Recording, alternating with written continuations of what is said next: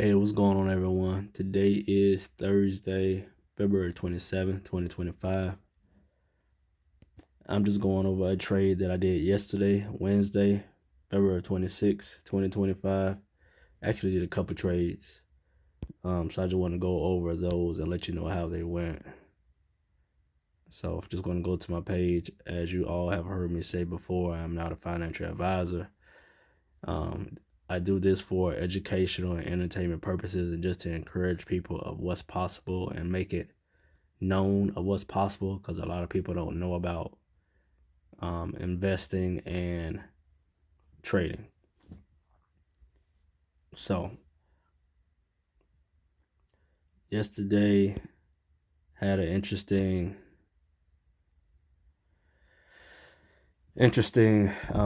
day.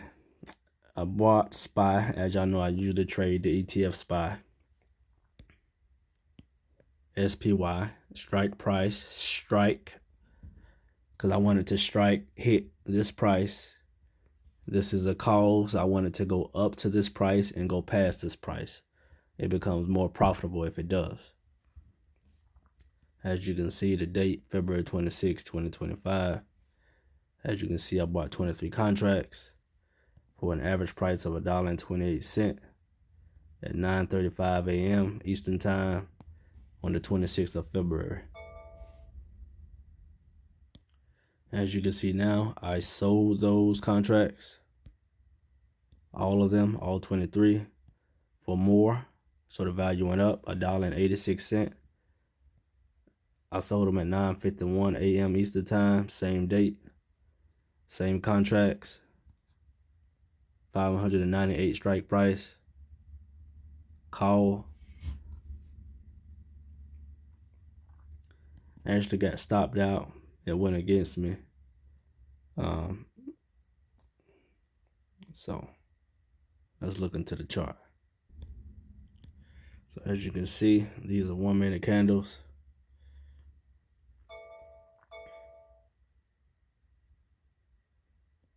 SPY is the ticker symbol, SPY. The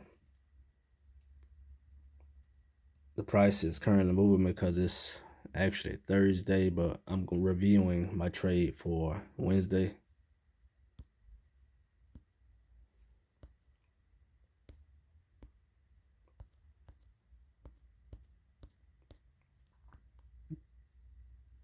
All right, here we go. So we're going to find 9:35. As you can see, I already made this video, so the lines and everything are still up. So I got in here. SPY was hitting my support that I drew, this red line that goes all the way across, but it didn't go past it. So the support is something that holds the price up, holds the candles up. The candles represent price.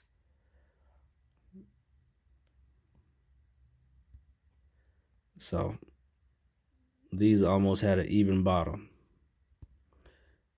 So just like you stump on the floor and step on the floor, that's basically what these candles are doing. And they're not going through the floor. If it goes through the floor, just imagine you're on the second level and the fourth falls through and you fall through the floor. It's going down. So therefore you look at a put. But in this case, it didn't go through the floor, thankfully, so I was in a call. So pretty much timing, my entry was pretty good. I really don't like to buy. I usually like to give it like 15 to 30 minutes. But sometimes when you're getting confirmation, such as that support that I just explained, and just the vibe of the day, of the morning, pre-market before 9:30 a.m., you kind of assessing stuff, looking at stuff, at 7 a.m. or 6 a.m. or 8 a.m., and you're assessing, what the day may bring, listening to the news, the stock market news, and it kind of gives you a vibe about the market. So entry point was good. Exit a little premature, because as you can see, it did eventually go up after it kind of, this is chopped, like it didn't really like, it just like up and down right here. But then right here at 10:08, it eventually went up. So from here to here, I made $1,300 and some change.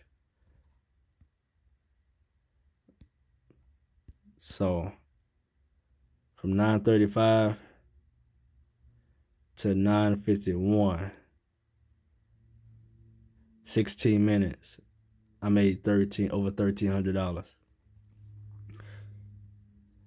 The ideal thing for me to do, which is I'm still trying to learn. As y'all see in my videos, I set my stop loss too tight, but you know that just comes from experience. Sometimes when you don't set it too tight, it comes back on you.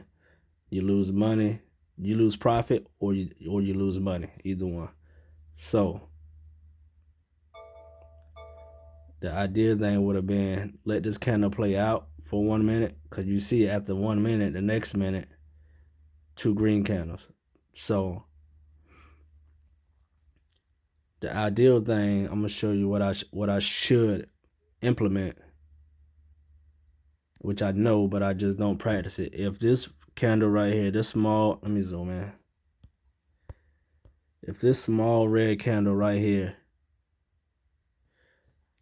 comes below 50%, you just 50% of this previous candle, or definitely below my red line support, and then even more below the previous bottom of this green candle here.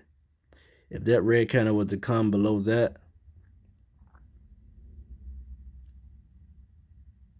then that's when I should consider, okay, let me put my stop loss somewhere around here. Somewhere around here for my stock option play. That's how I really should set my stop loss, but I set it too tight, so still trying to learn. It is what it is.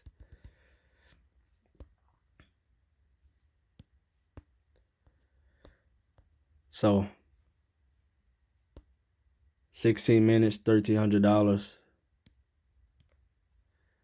And then I got in another play. I was tired. I should have been done for the day, but I actually wound up losing that 1,300. So I got in here for a put with stock options. You buy a put when you think the stock is going to go down. I'm looking at kind of like, I should have waited till it hit here, because that was the ideal resistance, the ceiling. So if it don't make it above that ceiling, it tends to get rejected. But if it do make it above that ceiling, think about you jumping through your roof. Typically let's say if you can jump high and you hit the roof, you falling back down. It's kind of similar to that. But if you like superhuman and you jump to the ceiling and you just bust through it, and you on the roof or through the roof, up in the sky,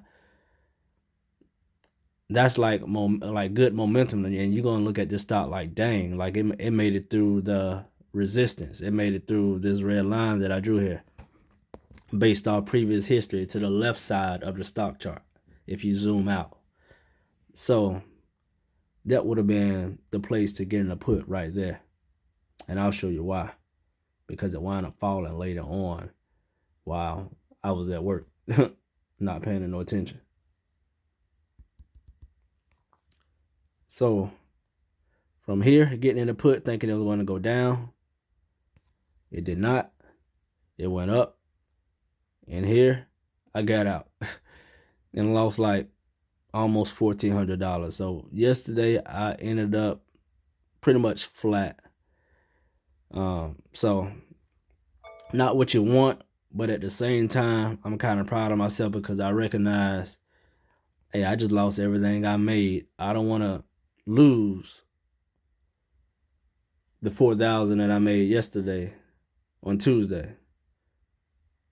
I don't want to lose that. So I got out once I like, a break-even day is actually good in trading. If you made your mistake, you made your mistake. So you live to trade another day and make it back. So you have some days like that when you if you do good, that could have been like it's $1,300 in one day. That should have been like a one and done. Take my butt back to sleep before I go to work. But sometimes it works out where you can make more money. In this case, sometimes it don't. But as I like to always inform y'all for information purposes, if I made $1,300 here and it went up to almost $600, that moves longer, right? So wouldn't that be at least at minimum another $1,300 if I get my exit, on point? That's the power of investing and trading.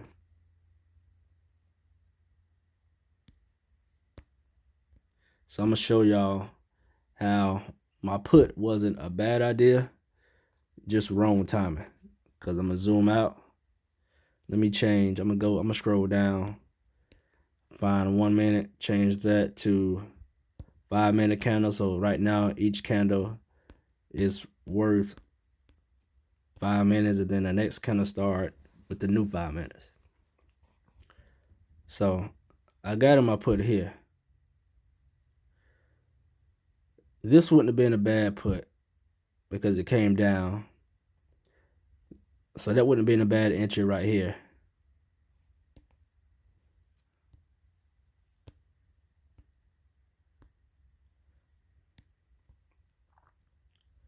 To get in my put. This would have been the best entry. And if I were just trying to be cautious and risk off, somewhere over here, or here, wouldn't have been a bad entry for a put, because I buy a put when I think the stock is going to go down. And look what happened. All the way down. That's good money. If I can make $1,300 and that little small move going up, that big move going down, do the math. So, trying to learn. But like I say, I lost like $95 or something like that. It wound up being for the whole day yesterday, Wednesday. So, not bad. Like I say, pat on my own back for that, for just recognizing, all right, man, you just lost everything you just made in 16 minutes. They just cut it for the day. Come back tomorrow, start fresh.